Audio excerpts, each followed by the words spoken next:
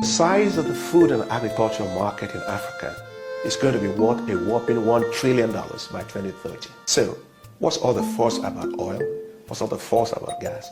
Who drinks the oil? Who smokes the gas? But everybody eats food. And so the key is to see agriculture as a business. It's not just, I want to produce a brand, right? You produce, you store, you process, you add value. Take chocolates, for example. Africa produces 75% of the world's cocoa beans. Without cocoa beans, you can't have chocolates. I love chocolates. I'm sure you love chocolates too. But Africa accounts for only 2% of a market of chocolates that is worth $120 billion a year. You can see the irony there. Take the case of coffee, right? We produce a lot of the coffee beans. But if you go to Starbucks, you pay a lot for coffee, right? And so the price of cotton is the same. We export cotton, raw cotton.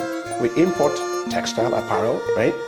So the price of cotton will always go down whenever the price of apparel or textile are coming. The price of coffee beans will always fall whenever the price of brewed coffee in Starbucks. And the price of chocolate will never fall, but the price of the cocoa beans will fall. So basically, as far as I'm concerned, agriculture is about value addition.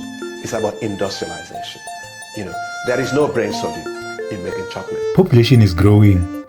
Food demand is exploding. Why you must act now? The population is increasing.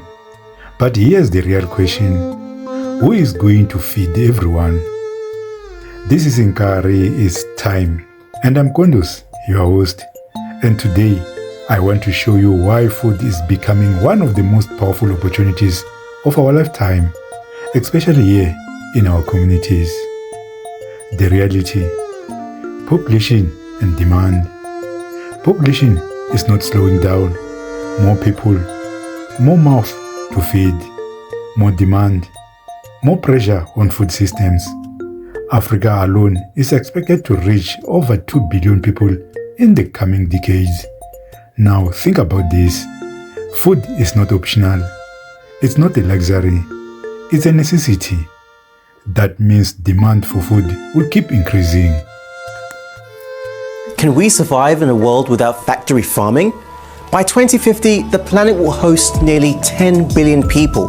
Food demand is set to rise by 50%. The opportunity. The food and agriculture market in Africa is projected to reach over $1 trillion by 2030. Let that sink in. $1 trillion opportunity. And most people are not paying attention. Why? Because they still see farming as survival and not as a business. Mindset shift. We've been taught to look for jobs, depend on systems, buy everything we consume. But what if the real opportunity is here, producing what people must buy every day? Food. Positioning. Critical.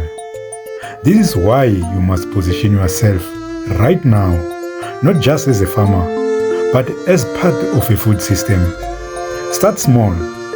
Backyard farming, local supply, consistent production, because the demand is already there.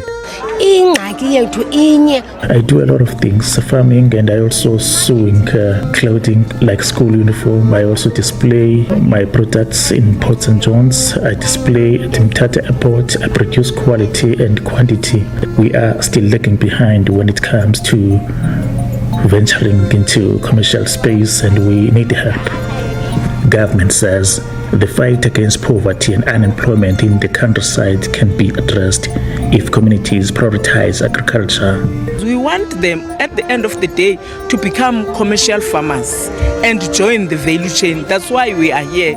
Our entity RDA is here to assist them in terms of the blended finance if they so wish to do so. So we are happy that those that are at school will come out of schools having skills of entrepreneurship and become business people. Farmers have been urged to venture into continental and international market. Water scarcity was raised as a major concern to emerging rural farmers. This is exactly what the Inkarhi Model of Self-Reliance is about. 1. Food production. Grow what we eat. 2. Local economy. Sell within the community. 3. Skills and education. Learn practical systems. 4. Entrepreneurship. Turn it into income. When these four come together, you don't just survive, you build something scalable. Real talk. Let's be honest. Food prices are rising. Unemployment is high. Dependence is increasing. But at the same time, opportunity is also increasing.